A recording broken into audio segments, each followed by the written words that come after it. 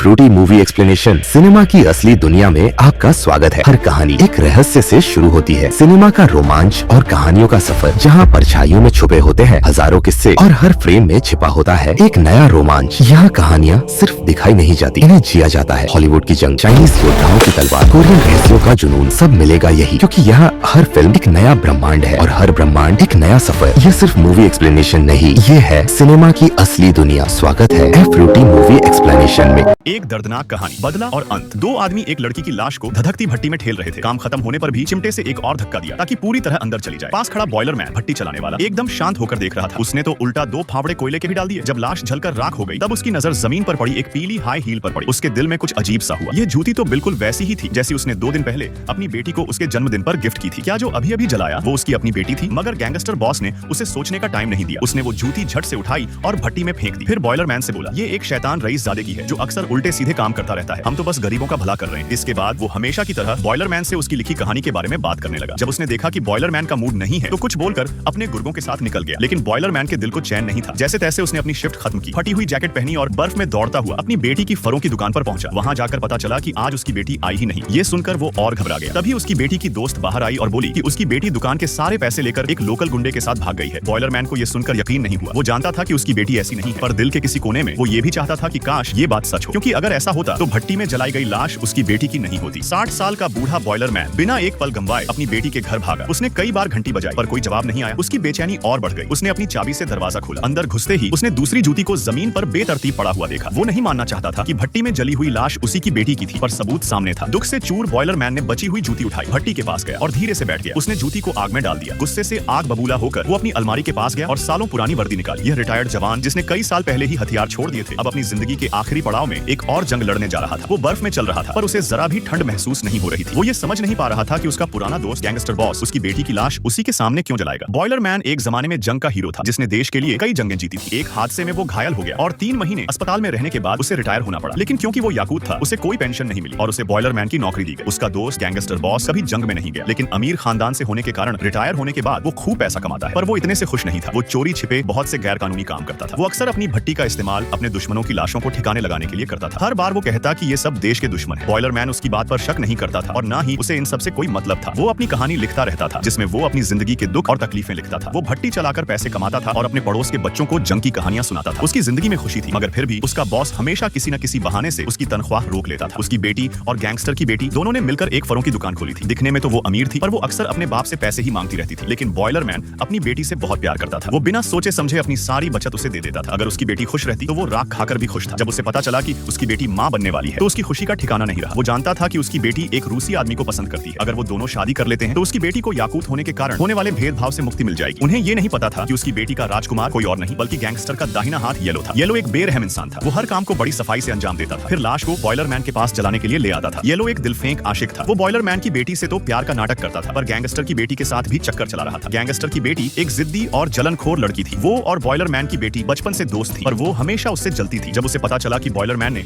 अपनी बेटी को नई जूती दिलाई है तो उसने भी अपने बाप से वैसी ही जूती मांगी। नई जूती पहनकर वो अपनी दोस्त को दिखाने गई और दरवाजा खोला येलो ने, जो पसीने में तर था। येलो ने कोई सफाई नहीं दी और दरवाजा बंद कर दिया। ये देखकर गैंगस्टर की बेटी का दिल टूट गया। उसकी जलन और बढ़ गई। वो बर्दाश्त नहीं कर सकती थी कि एक मामूली याकूत लड़की उसका बॉयफ्रेंड छीन ले। उसने सब कुछ वापस लेने की कसम खाई। गैंगस्टर की बेटी ने बॉयलर मैन की बेटी को तंग करना शुरू कर दिया। अगर वो देर से नहीं आती तब भी उसे भला बुरा कहती, लेकिन वो जितनी मेहनत करती गैंगस्टर की बेटी की जलन उतनी ही बढ़ती गई। फिर वो अपने बाप के पास गई और बॉयलर मैन के खिलाफ भड़काने लगी। उसने कहा कि वो बूढ़ा और बदसूरत है, उसे सोवियत यूनियन का मेडल क्यों मिला जबकि आपको कुछ नहीं मिला। गैंगस्टर ने अपनी बेटी को बॉयलर मैन की बहादुरी की कहानियां सुनाई और कहा कि वो सिर्फ एक सिपाही था इसलिए उसे मेडल नहीं मिला, और कहा कि पुराने मेडल मायने नहीं रखते। मायने ये रखता है कि आज एक जंग का हीरो बॉयलर चला रहा है और मैं 10 गांवों का गैंगस्टर बॉस हूं। जब ये काम नहीं आया तो गैंगस्टर की बेटी ने बॉयलर मैन की बेटी के बारे में बुरा भला कहना शुरू कर दिया। उसने कहा कि दुकान में पैसा मेरा लगा है तो वो आधा मुनाफा क्यों लेती है और वो तो कुछ काम भी नहीं करती। गैंगस्टर ने समझाया कि दुकान का आइडिया उसी का था और सारा सामान भी वही याकूत लोगों से लाती है, इसलिए आधा मुनाफा लेना जायज है। अब गैंगस्टर की बेटी के पास कोई जवाब नहीं था। वो ये तो कह नहीं सकती थी कि वो उसका बॉयफ्रेंड छीन रही है, तो उसने अपने बाप से बॉयलर मैन की बेटी को सबक सिखाने की जिद की। शायद गैंगस्टर भी यही चाहता था, या शायद अपनी बेटी के लिए। उसने बिना सोचे समझे येलो को बुलाया और कहा कि बॉयलर मैन की बेटी को खत्म कर दे। येलो एक बेरहम कातिल ने ये सुनकर कोई भाव नहीं दिखाया, भले ही वो उसकी मंगेतर थी। बॉयलर मैन की बेटी अपने बॉयफ्रेंड को देखकर खुश हुई, पर येलो ने अपनी जेब से चाकू निकाला और सीधा उसके दिल में उतार दिया। उस बेचारी को आखिरी सांस तक नहीं पता चला कि उसके साथ ऐसा क्यों हुआ, जबकि उसके पेट में येलो का बच्चा पल रहा था। लेकिन येलो को कोई फर्क नहीं पड़ा। उसने एक बोरी निकाली और लाश को उसमें उसमें भर दिया। फिर वो उसे उसके बाप के बॉयलर रूम में ले आया और बॉयलर मैन के सामने ही उसे आग में झोंक दिया। नादान बॉयलर मैन तो कोयला डालकर आग को और तेज करने लगा था। जब उसने जमीन पर पड़ी झूठी देखी तब जाकर उसे पता चला कि उसकी बेटी को उन लोगों ने मार डाला है। बॉयलर मैन ने गैंगस्टर के घर का दरवाजा खटखटाया। अंदर जाकर वो हथियार ढूंढने लगा। गैंगस्टर ने अपने दोस्त को देखा और उस पर जरा भी शक नहीं किया। उसने उसे अपने महंगे स्केटिंग